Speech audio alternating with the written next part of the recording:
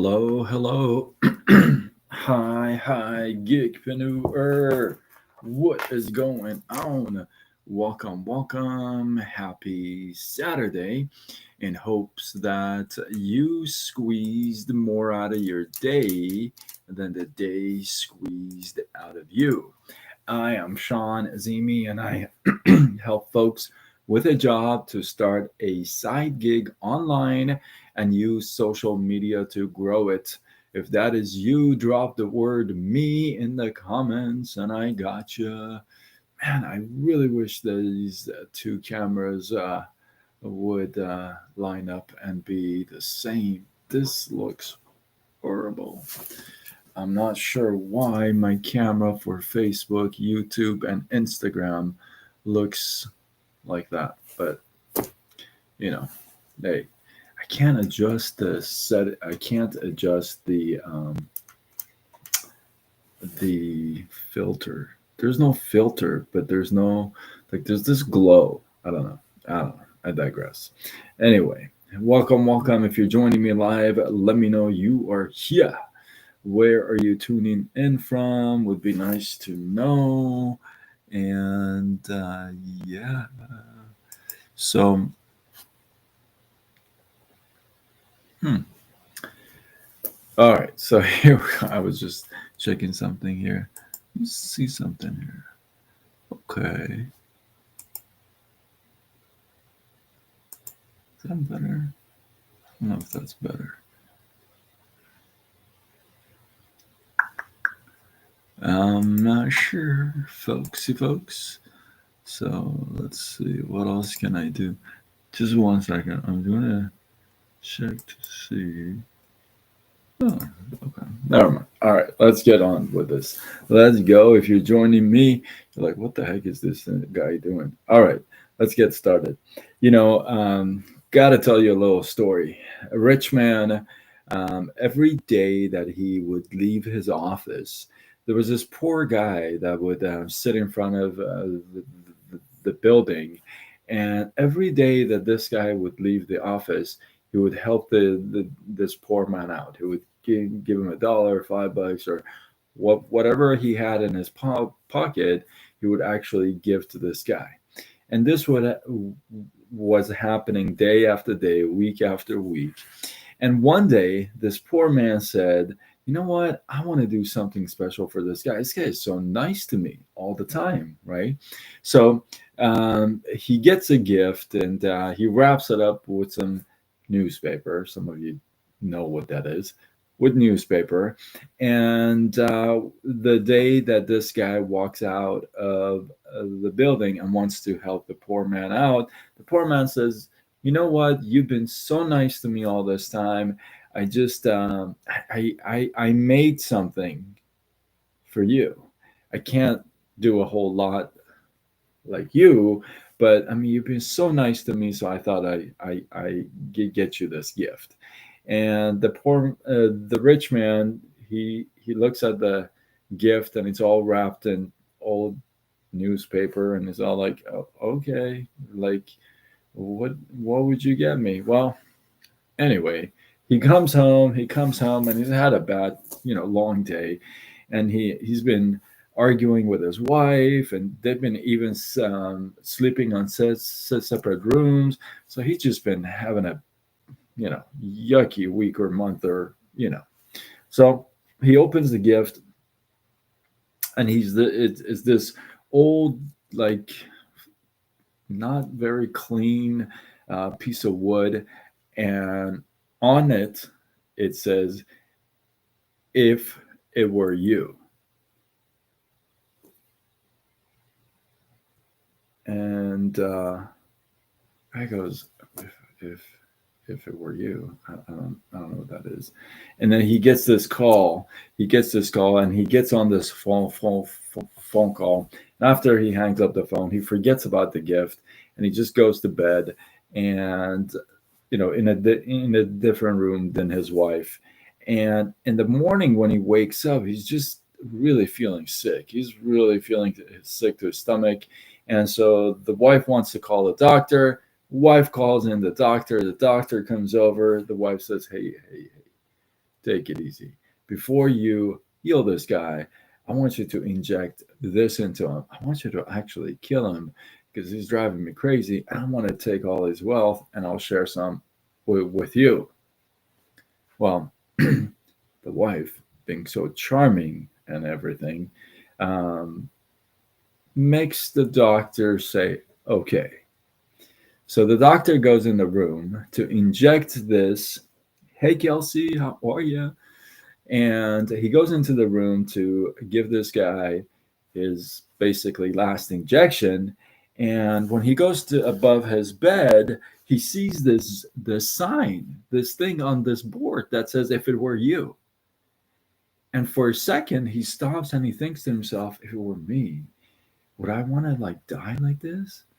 Would I want to have my wife betray me, pay some doctor to kill me, and then take all my wealth and what I've worked for? So he has this moment of consciousness and he says, you know what? I don't really feel good about this. And I know if I leave him here, she's gonna find another way to kill this guy. So he feels really bad. He comes out, he tells the wife, he says, hey, listen, I can't do this. I in fact, not only I can't do this, I cannot let you do this either. In fact, I'm gonna call the cops and I'm gonna have him go to the hospital. So the wife is arguing and the doctor says there's no use. I've already made the call and that's what's gonna happen. I can't do it. So the doctor takes the man to the hospital and they treat him and he gets well and they tell him, the doctor tells him, hey, this was the story. Your wife called me in, told me, hey, give him this injection, finish him off so I can take his wealth, and that's it. But then I came to do that, and then I saw the sign right next to your bed that it said, if it were you. And I paused for a second and I thought to myself, is this how I want to go? And because of that sign, I stopped. And that's why you're here. So the husband is like, oh my goodness, the gift from the poor man that I thought this poor man has nothing to offer. Why? Because he's so poor. He has nothing to offer me. What could I possibly gain from his gift? And yet, here we are, his simple gift, his old wood with a handwriting on it.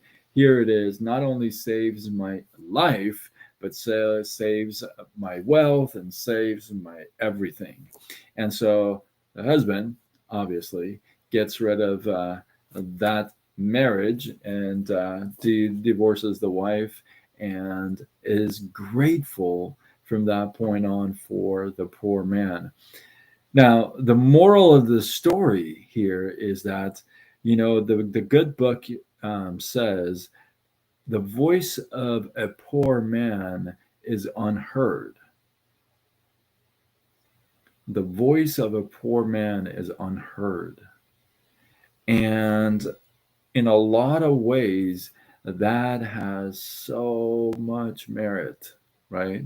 Because we don't like to take advice, or we don't feel like anybody who is below us can offer anything to us now by our own standards, because we have our own standards and we categorize people, right? This person is above me, this person is below me, this person is way above, right? We categorize based on our own standards.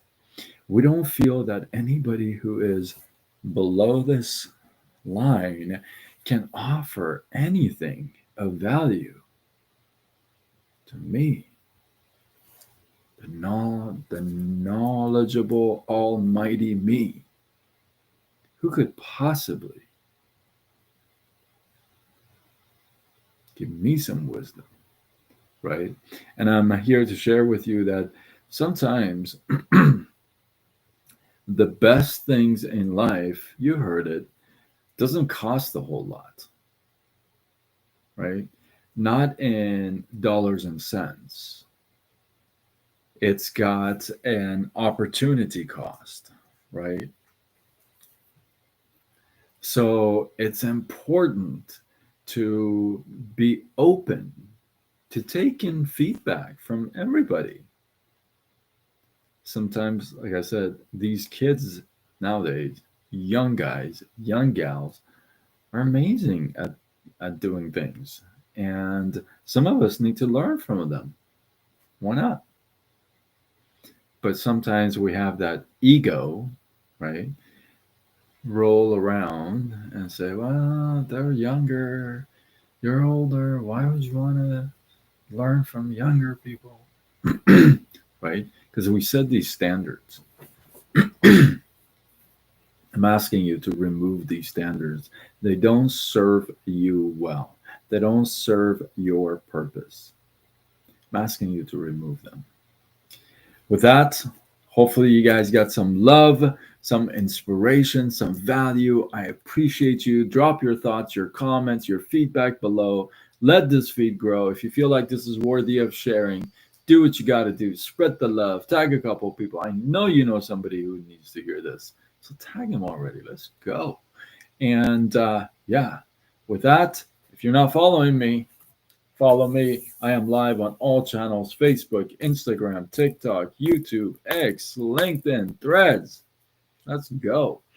And I go with Side Gig Sean. In fact, my name is Sean Azimi, and I help folks with a job to start an online side gig, use social media to grow it. And I always ask this question at the end: where else would you start a side gig? And how else would you grow it? Online, social media. So if that is you, drop the word me in the comments and I got you. I'll get back with you after this live. With that, I am signing off until tomorrow when we do it all over again.